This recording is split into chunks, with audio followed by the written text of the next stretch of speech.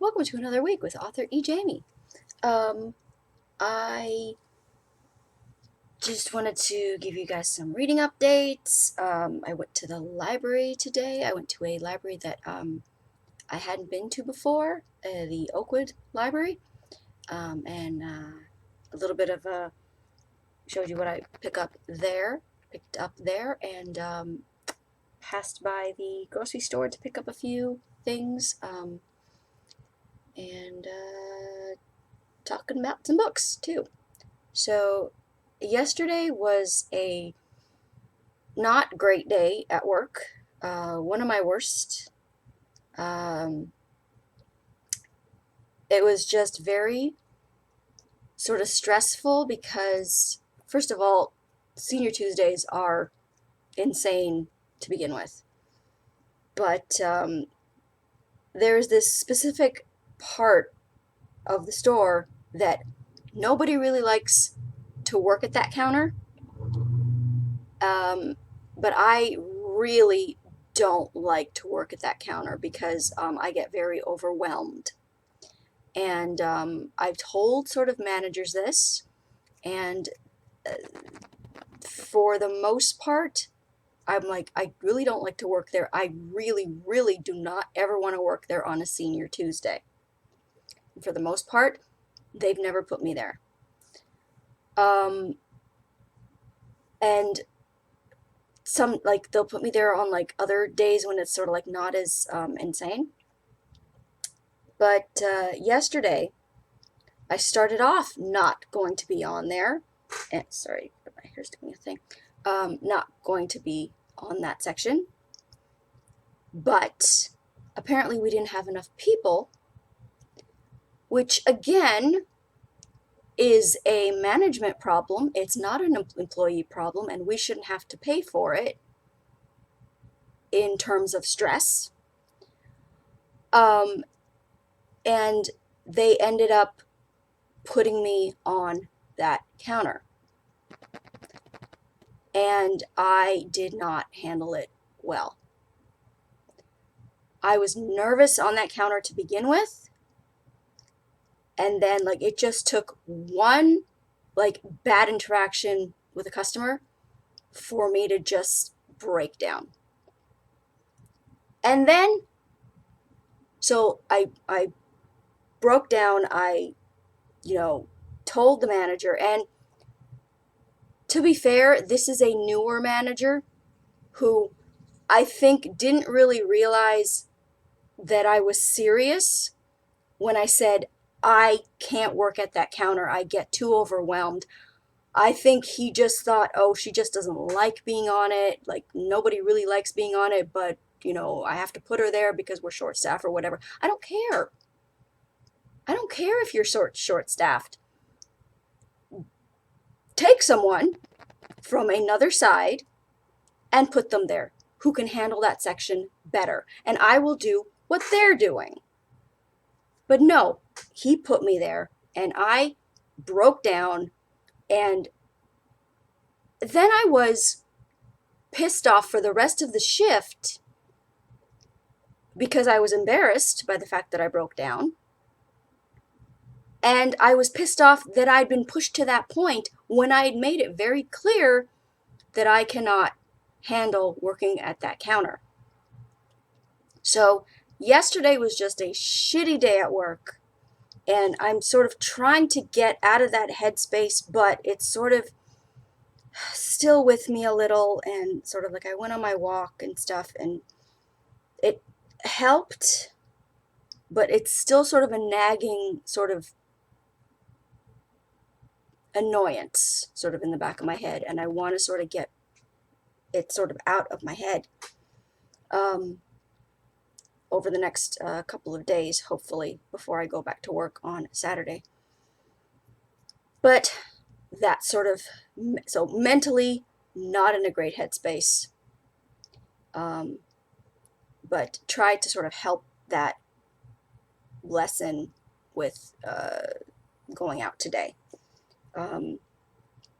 So let me actually show you what I got. Picked up some stuff at the grocery store because that's sort of closer to me. that I needed to pick up, and then we'll get into what I picked up at the library. So first, just some regular old tissue paper. Needed that. Then these absolutely delicious strawberry cheese puff pastry fruit bites. That's what they're called, and they are so good. I think I've shown them on here before. They are so good.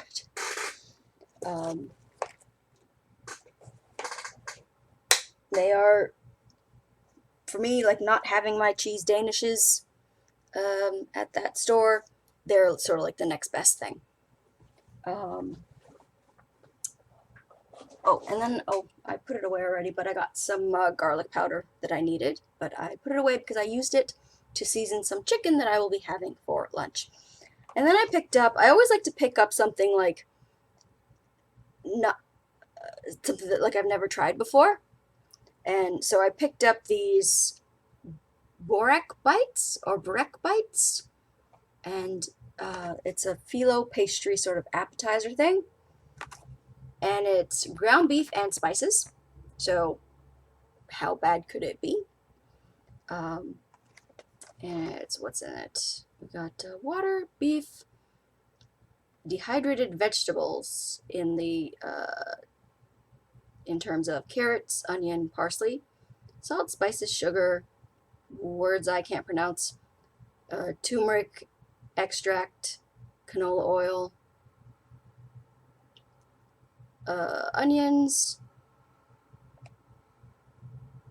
salt, sugar, dried vegetables, carrot, parsley, parsnip, onion, celery, potato, parsley leaves, black pepper. Yeah, so we will be trying these out.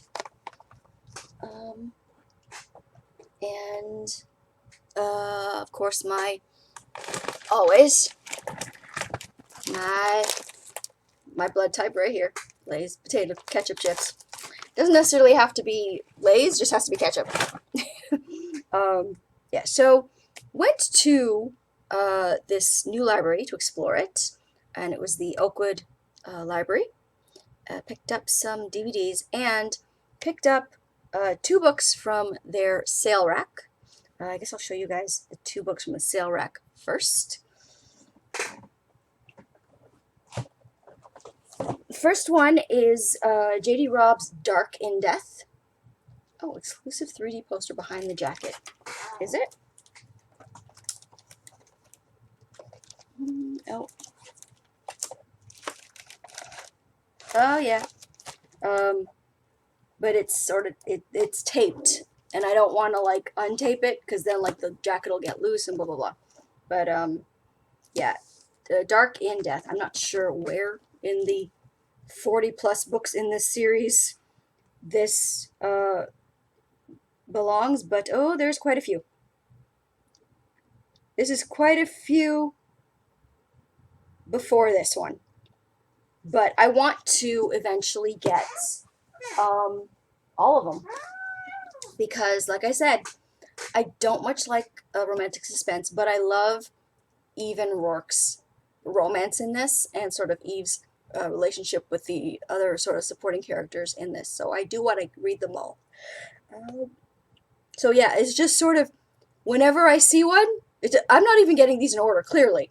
But whenever I see one, I like to just grab it to sort of add to the collection.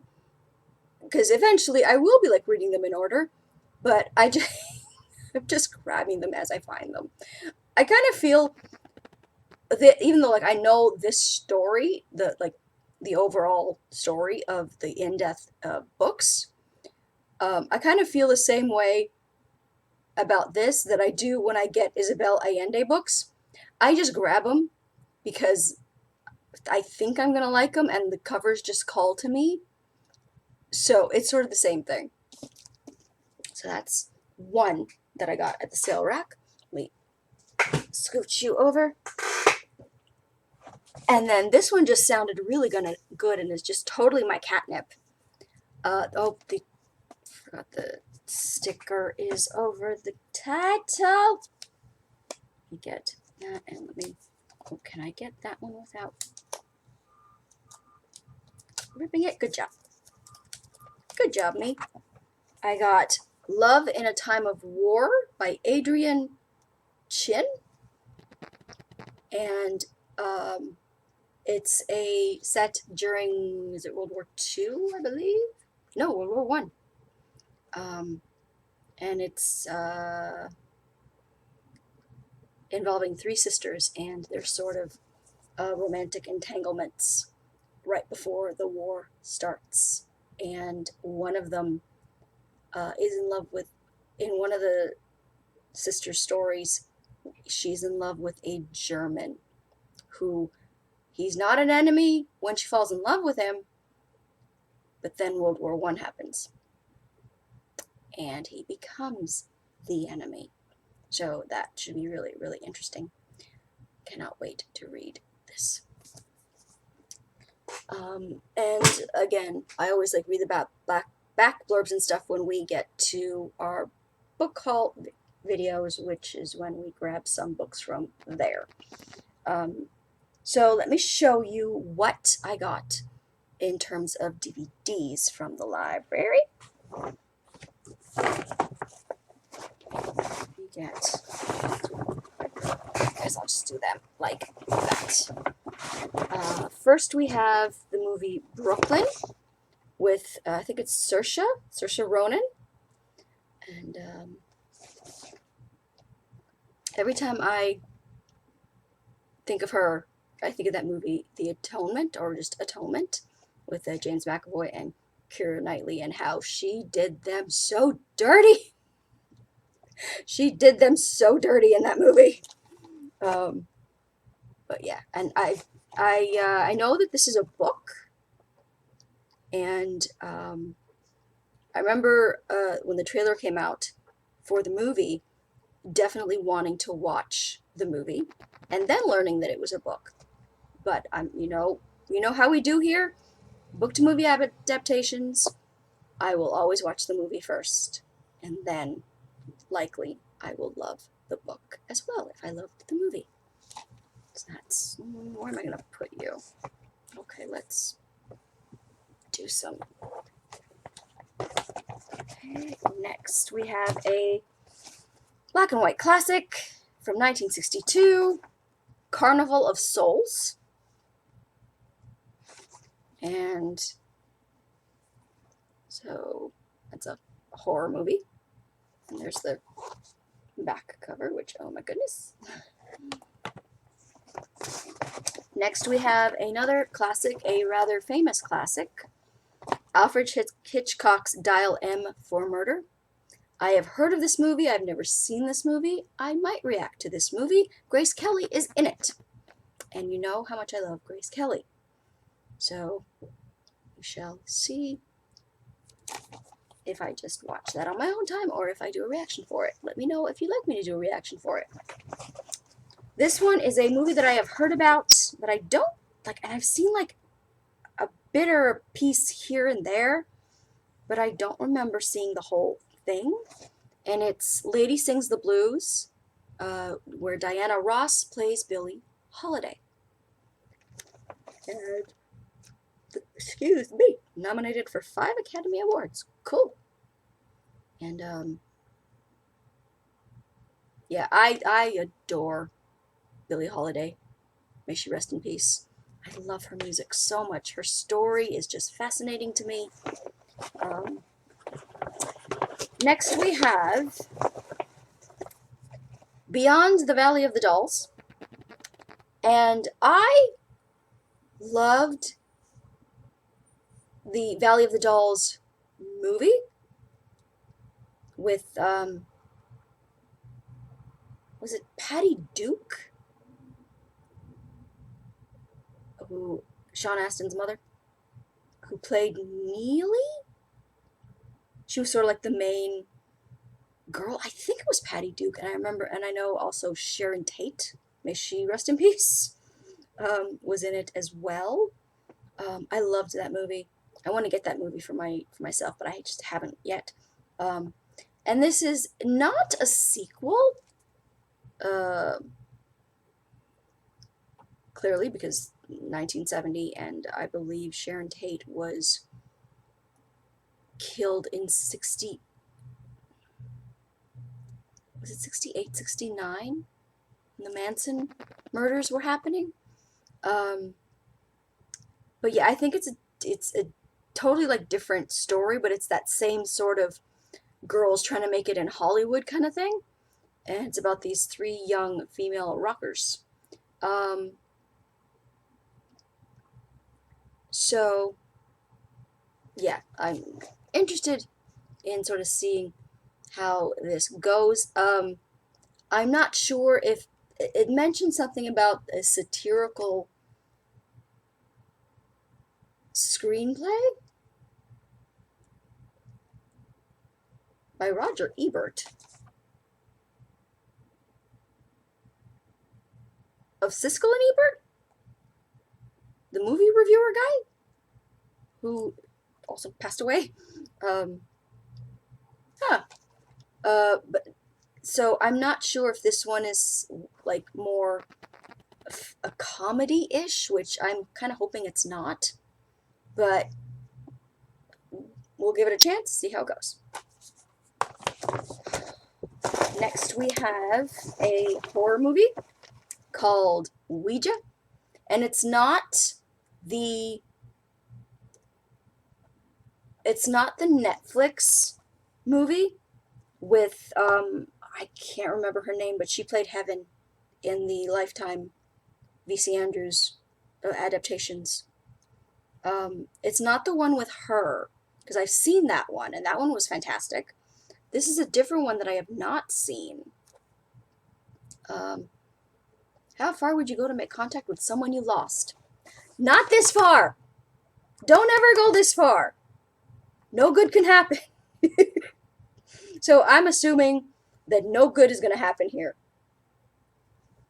Hopefully, a great horror movie, but no good for the characters. Um, but yeah, these are the kind of horror movies that I like.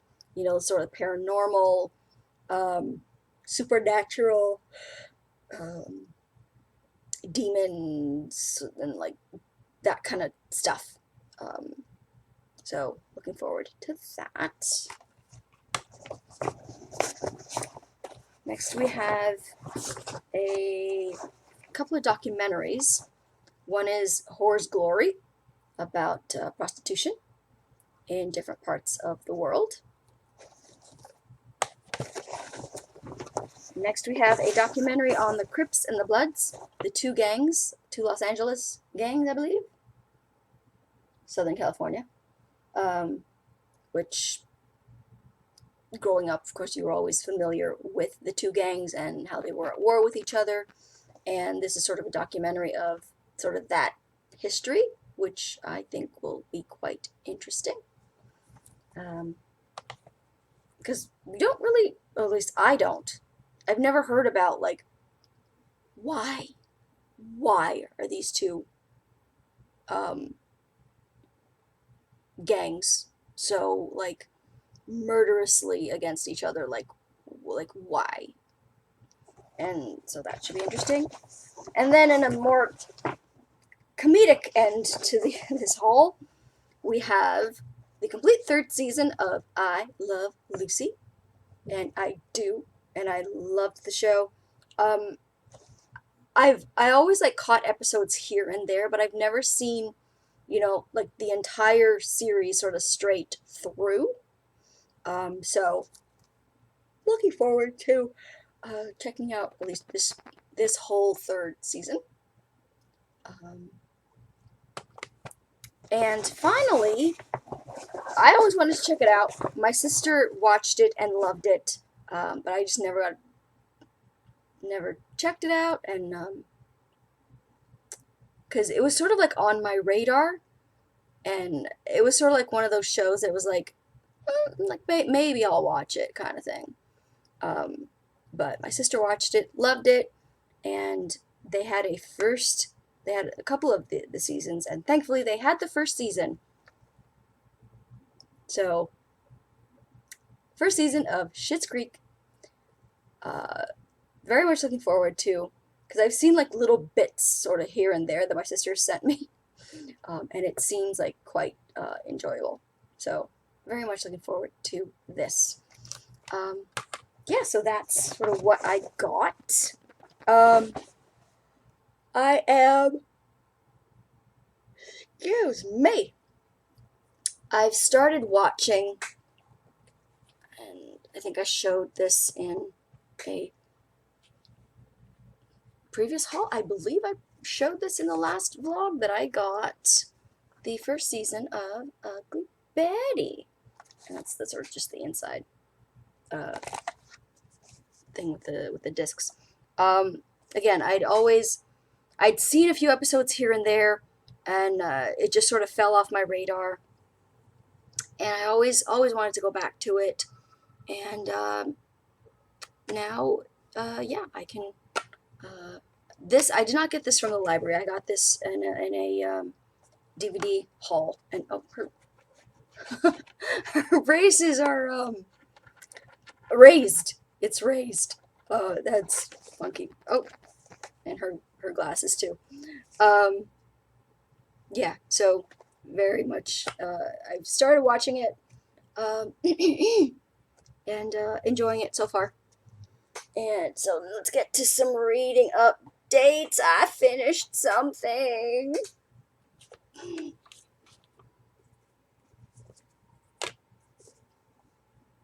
I finished. I finished it. And I will say, the ending, I liked it, but it's sort of, I wanted more of a sort of closure kind of ending. Like, did she not know that this was going to be the last book in the series? I don't know, like, when did it? Because I know she passed away in the 70s, 72, I think. And this was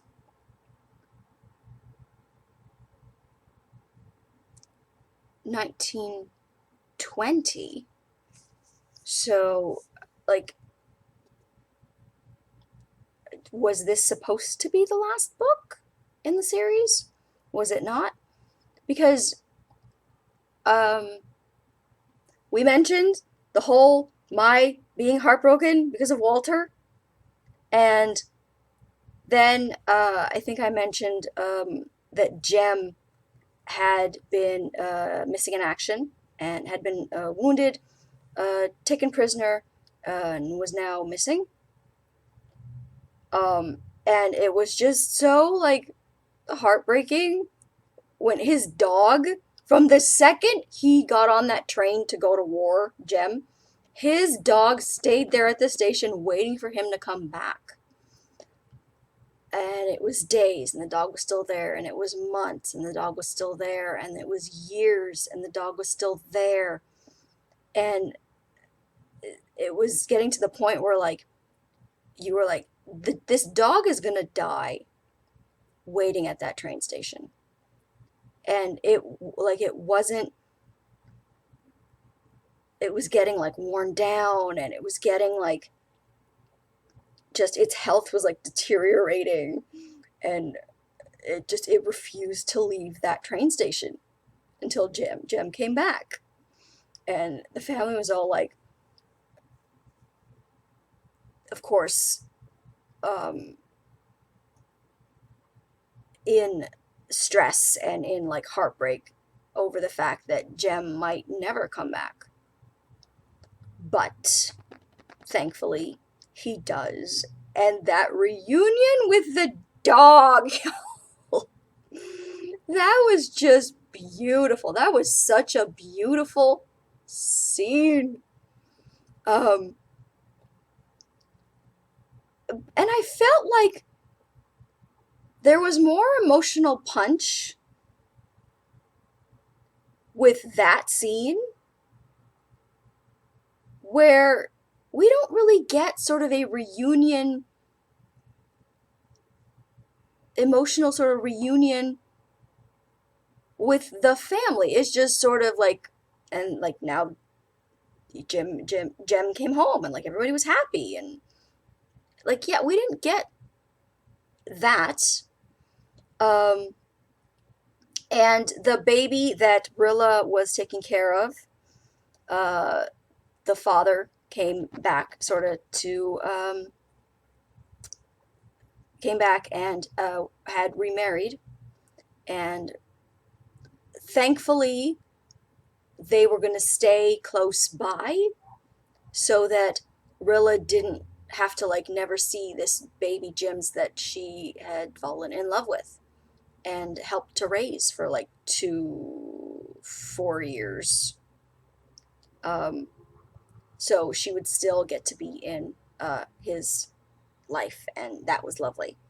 Um, and she meets this old lady, and the old lady like leaves her a little bit of inheritance uh, that she of course uses to help Jims, her little baby who's like not really her baby, but she sort of feels like it's her baby. Um, so like that was nice. Um, and then at the very, very end, Ken finally comes home, or finally comes to see Rilla, which apparently he'd been home for like 2 weeks and hadn't come to see her. And that's never really explained, but he comes to see her. And I don't even know, like, does he propose? I don't even remember. Because it was such a, like, quick. Yeah, he just comes to see her and is, like, even, like, more in love with the woman that she's sort of become. And sort of, like, just hold his hand out to her. And that's sort of it. I mean, for a romance subplot for this heroine, it kind of felt kind of flat. So I wanted sort of more of a impact from the fact that this was the last book in the series. And I didn't really get that. So in that terms, I wanted more from this book, and the fact that I didn't get more in that terms, it was disappointing. But I still kind of liked it. I still liked it very much. Um, I will say the first three books in the entire series are still my favorite. Because while this, thankfully, there wasn't really like subplots with like other people. It was centered around, Rilla and the Blythes and Anne and Gilbert and the family, and it sort of stayed kind of that way for the most part. Um, it just,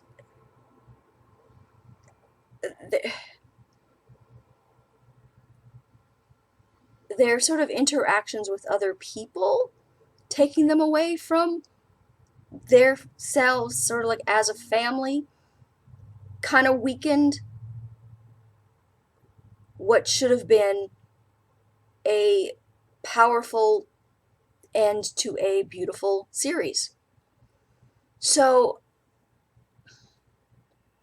I I don't want to say that I didn't like this book because I did. I just wanted more. I just wanted more considering that it was the last book of the series. Um, and let me show you over here an Audible or an audiobook. This that I had actually got. This was one of mine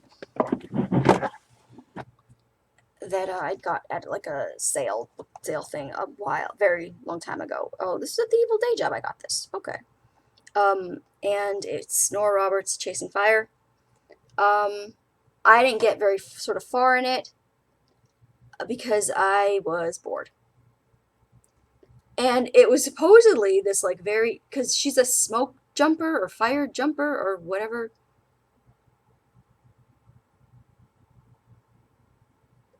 Yeah, she works in like firefighter. She's a firefighter and all that. And um, I was I was bored because I felt like, okay, we get it. She's a fire jumper. Can we get on with the story, please? She falls in love with this guy who I guess wants to. Is he a cop? Because it like he's a cop. Oh, excuse me, a rookie crop. She's training rookies. My God, my eyes. Um, One of them is this guy who wants to follow in her father's footsteps. So he like idolizes her father and he's attracted to the daughter. And I don't know. Like firefighting as a profession, like yes, of course it's dangerous and all that stuff, but it's not like I'm not, and yes, there are good-looking firefighters and all that, but they're not really like my sort of ideal romance hero.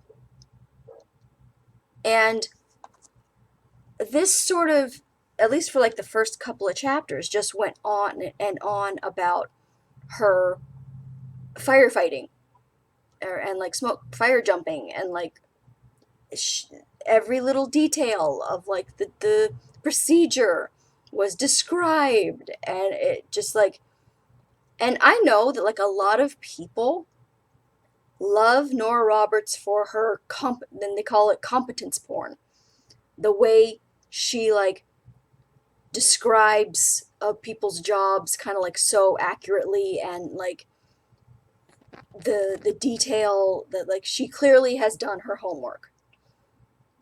But I feel like I'm the kind of person, I don't need to know every single thing that you learned about fire jumping or firefighting in your research to write this book. I I wanted more of the focus to be like on the romance. And a couple of chapters in, I wasn't getting that. I mean, they had just met and it was just it was taking too long. And it was talking about things that I didn't really care about. Like this book just wasn't for me. Um so I think that's one of the reasons that Nora Roberts is kind of a hit or miss for me. And it's one of the reasons that a lot of people love her books. And it's the competence porn. And that does not work for me. That bores me. I just need to know what you do.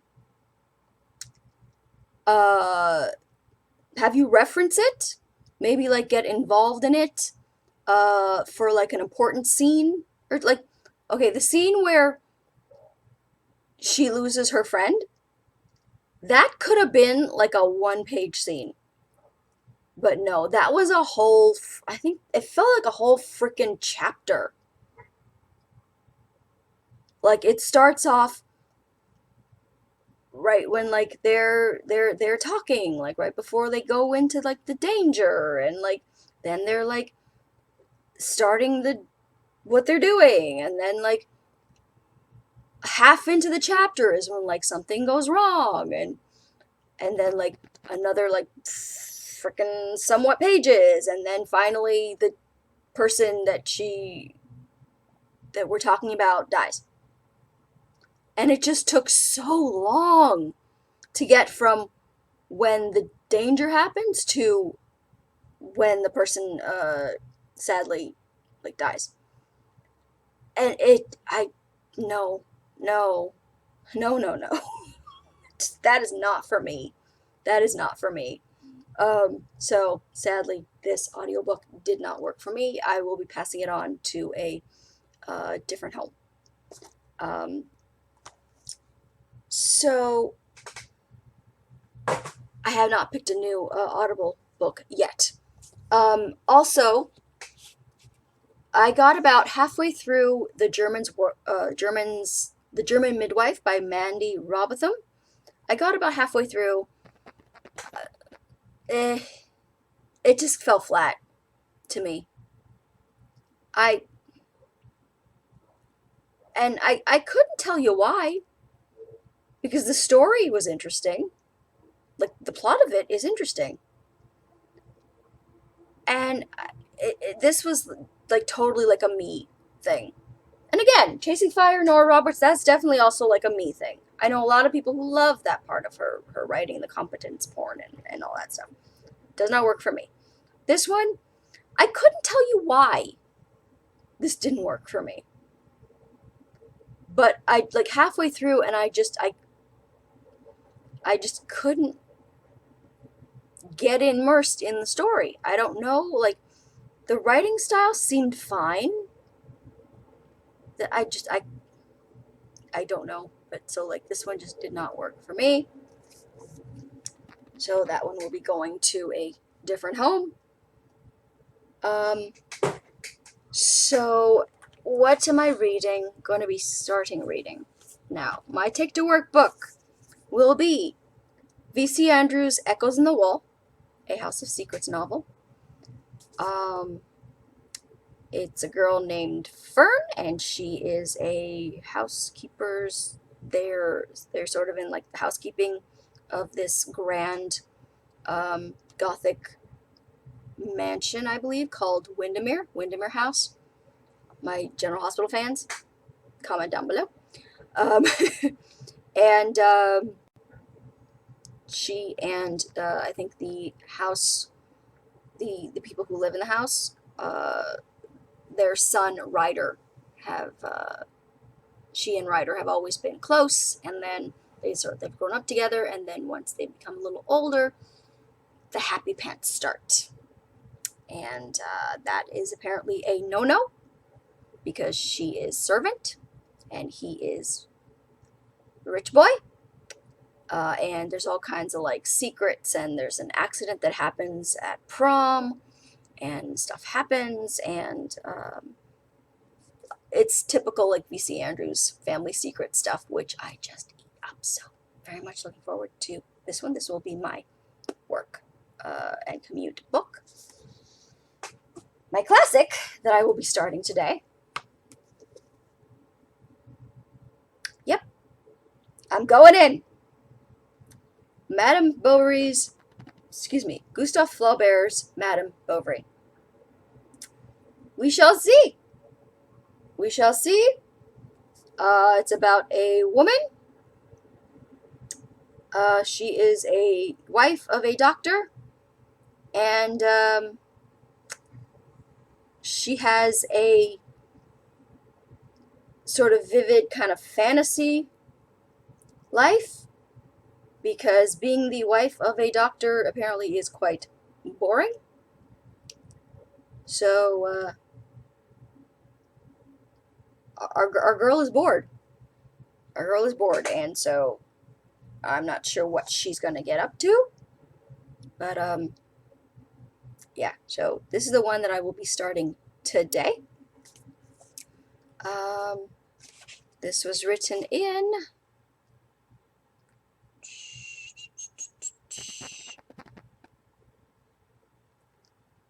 translation was published in 1950, but this was written in 1857, and I believe it was a French novel. This translation was first in 1950, but I believe this edition here that I have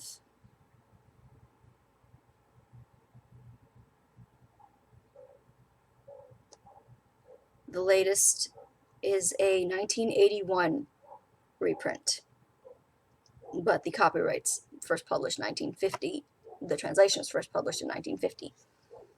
So 1857 is our first publication date in the world, in France. So this is the one that I'll be starting today. Whoosh. Oh, there is a receipt here for Eaton's. Was it for this book? $3.50.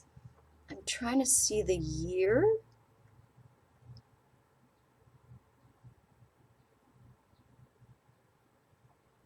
But I'm not seeing the year. But this just very tiny little receipt. I'm not sure if you can see that, but at the actual Eaton store in the Toronto Eaton Centre, which is one of our biggest malls here in Toronto. And the Eaton store, actually, the Eaton's department store doesn't exist anymore. So that was kind of funky. So yeah, I'm going to be starting this today. We'll see how it goes. So today I am going to be I don't know if I'm going to start editing my oh, okay. I think I'm just going to put together my Patreon video for Lost Season 4, Episode 5, The Constant. Because I recorded that last week, and I just didn't get a chance to put the Patreon version together. So I think I'm going to either do that today, or I'm going to do... no, I think I'm going to do that today, because that's going to take less of my time, because I'm going to sort of clean up around here and do that. Watch some more Ugly Betty. I might watch a documentary. Not sure yet what I'm going to watch. Let's see. Barring any technical difficulties, I will be watching this documentary, A Murder in the Park. 1983, Anthony Porter was sentenced to death for the murders of teenagers Jerry Hillard and Marilyn Green in Chicago's Washington Park. In 1998, a group of university students reinvestigated the case and seemingly found the real killer, Alistair Simon. Simon confessed to the crimes, and Porter was released and pardoned. His harrowing ordeal shook the public's confidence in the justice system and led the governor to vacate the sentences of all Illinois death row inmates. Soon after his confession, Simon accepted a plea bargain and began serving a 37-year sentence for the killings.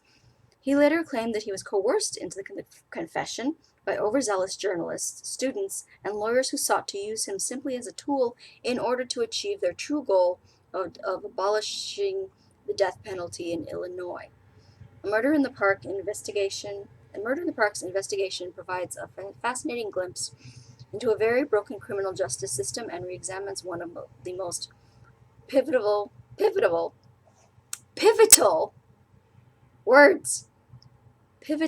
conviction reversals in American history. So, yeah, I'm going to be watching that today. So, going to be watching that. Going to be watching some more Ugly Betty. Going to be putting together the Lost Season 4, Episode 5 reaction for Patreon. Cleaning up around here a bit, and then just doing some reading for the rest of the day. Tomorrow I have to go to the post office to send off a book for one of the book giveaway winners in my book haul video. And right across from that post office, I think I mentioned, there's like a used bookstore, and there's also a other sort of bookstore very close to it called the Monkey's Paw, which has more vintage sort of books, and I want to go in there because I've really been interested in sort of like vintage, sort of pulpy kind of like books and like magazines and like that sort of stuff. So I want to see like what, if anything, they have in there. Because the first time that I went in to like explore that store, um, there was a book there that I wanted that I just haven't got completely like forgot to go back and get, which was an Emily Post old book on etiquette, and I wanted to see if that was there. But then I like completely forgot about that, and so I'm either gonna get that Emily Post book if it's still there, and or I want to see if there's any sort of pulp, either like novels or magazines there. Um, so I'm gonna check that out tomorrow. Um, yeah, so that's sort of the plan for tomorrow. I think that's gonna be it for uh, this clip right here, or this video. Um, I guess follow me on Twitter at twitter.com/authorejamie. Like my Facebook page at facebook.com/authorejamie, and I will talk to you guys next time. Bye!